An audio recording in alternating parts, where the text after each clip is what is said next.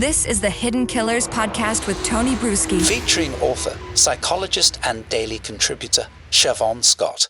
Bryan Kohberger back in court for a fairly significant and very tension-filled hearing between Ann Taylor and Judge John Judge. The issue at hand, the survey that Ann Taylor decided to send out to residents of the area of Moscow, Idaho, asking, their opinion of the Kohberger case, asking fairly detailed questions about, what are your thoughts? All in an effort to prove that there was a bias in the community. The problem with this is, are you creating a bias in the community by doing this? And are you violating the gag order on this case as well?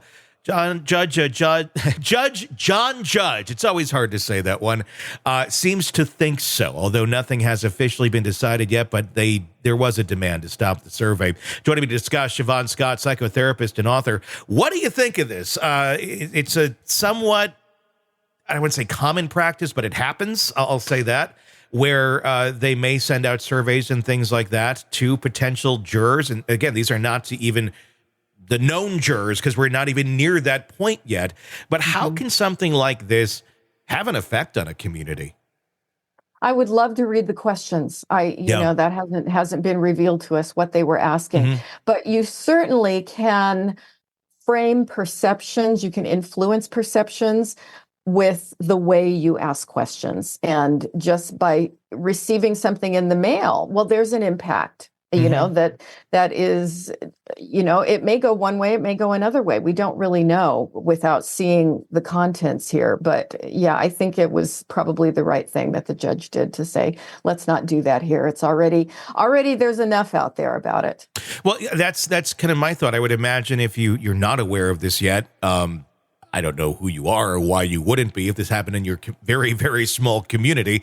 But let's just say you haven't been paying much attention and you get this thing in the mail. That might make you pay a little bit more attention. 100%. 100%. Whatever the questions are asking about, I would probably have a tendency then to go get on Google and look it up. What did they mean about that? Oh, let's go see here.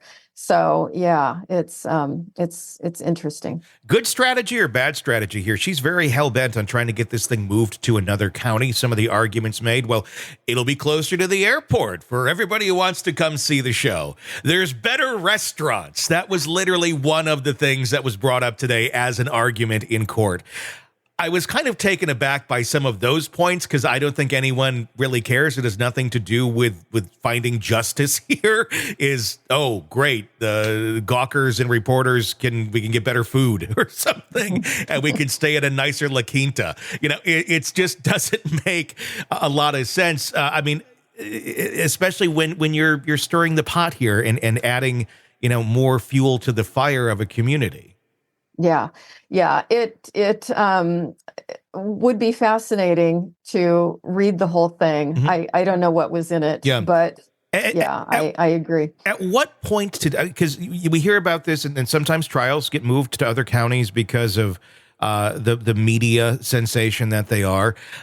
I think it's argued pretty well now that doesn't really make that much of a difference because these things go everywhere. What would be the criteria today that you would say, like, okay, this is movable? There's a reason why we should move this. And does that exist here in the Kohberger case? I don't see it here because it's had so much international news for, how long has this been in the news? Ever since the murders happened, the day of the murders, this has been in the news internationally.